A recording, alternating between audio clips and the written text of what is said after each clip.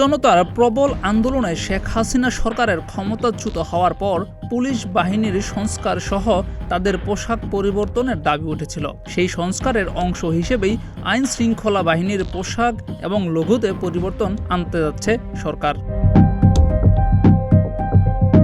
সিদ্ধান্ত অনুযায়ী পুলিশের নতুন পোশাক হতে যাচ্ছে আয়রন রঙের, র্যাবের পোশাক হতে যাচ্ছে অলিভ রঙের, আর আনসার বাহিনীর পোশাক হতে যাচ্ছে গোল্ডেন হুইট রঙের।